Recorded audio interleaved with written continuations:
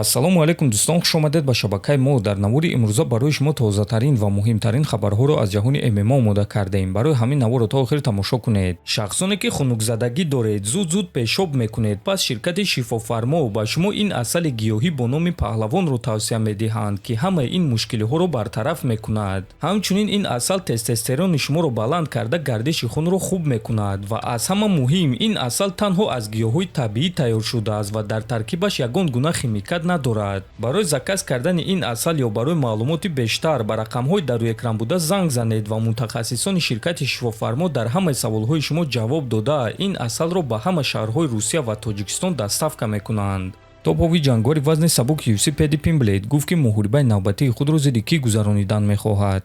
фикр мекунам, ки муҳорибаи ман зидди Бенуа Сен-Дени варианти шавқовар аст. Ин муҳориба байни ду беҳтарин ҷангори вазни сабуки Аврупо мешавад. Ростига ба ман писанд нест, ки Бенуа Сен-Дени баъди шикаст додани Дэн Хукер дар рейтинг маро гузашт. Аз кадом сабаб ӯро баъди ғалаба дар ҷанг зидди Дэн Хукери нобакор, ки ягон кор карда наметавонад, дар рейтинг боло бурдан, гуфтааст Пимблейд. Ва дӯстон, бояд гуфт, ки ин варианти хуб аст. Агар Топурия зидди Геҷи ҷангад, пас мешавад, ки муҳорибаи Сен-Дени зидди Пимблейдро ташкил кунанд. Шумо чунин муҳорибаро дидан мехостед? чемпиони пешинаи UFC дар ду вазн ва ҳозира комментатор Дэниел Кормей оиди муҳорибаи Шон Стрикланд зидди Ҳамзат Чимаев фикрҳои худро баён кард. оё Шон худро ҳимоя карда метавонад, ки Ҳамзат ӯро ба замин афтонида тамоми 25 дақиқа идора карда натавонад? Ростӣ намедонам, лекин як чизро ман аниқ медонам. Агар Шоне, ки дар охирон муҳориба мо дидем, барои муҳорибаи унвонӣ барояд, барои Ҳамзат Чимаев ин муҳорибаи вазнин шуда метавонад. Медонед барои чӣ? чунки ҳатто Исраил Адесаня дар қулаи баландии карьераи худ бо чунин версияи Шон Стрикланд мушкилиҳои ҷиддӣ дошт. Дар муҳориба зидди Дрикус Дюплеси ба назар чунин мерасид, ки Шон бо чунин версияи худ ба муҳориба набаромада буд. Ӯ каме ба худ набуд ва ин чиз аён буд, лекин дар ҷанг зидди Хернандес ӯ ба монанди пешина менамоид. Ҳамон Шоне, ки чемпион шуда тавониста буд, гуфтааст Кармие. Ва дӯстон, чӣ гуна ки мебинем рӯз аз рӯз оиди ин муҳориба мавзӯъҳо зиёд шуда истодаанд. Ана худи Стрикланд бошад, пас задани Чимаевро идома дода истодааст. ҷангори бебохти пешинаи UFC ва ҳозира чемпиони браф SF Муҳаммад Мокаев гуфт, ки ҳатман ба ташкилоти UFC бармегардад.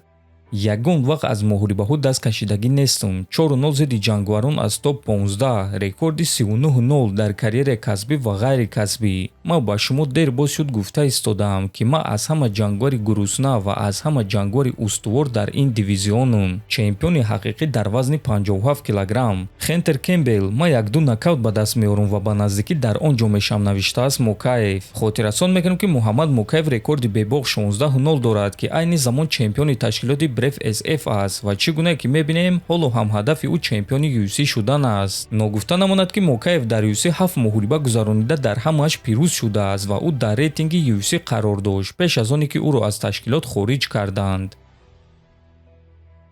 варзигари тоҷик ҷангори бебохти вазни сабук UFC Нурулло Алиев дебюти худро дар UFC ба ёд оварда чунин суханҳо навишт: ин рӯзи таърихӣ буд. ман аввалин ҷангвари UFC аз кишвари худ шудам. то имрӯз ман тамринҳои устуворона гузаронида ба сӯи ҳадафи худ рафта истодам, навиштааст Алиев. бале дӯстон, барои ММАи тоҷик ин рӯзи таърихӣ буд, чунки Нурулло Алиев аввалин ҷангвар аз Тоҷикистон шуд ва аввалин муҳорибаи ӯ рӯзи 25 феврали соли 2023 гузашта буд. акнун Алиев дар UFC 3 ғалабаи пайдарҳам дорад ва рекорди бебохти худро нигоҳ дошта ба сӯи ҳадафҳояш рафта истодааст, ки мо ба ӯ муваффақият ва барор хоҳонем.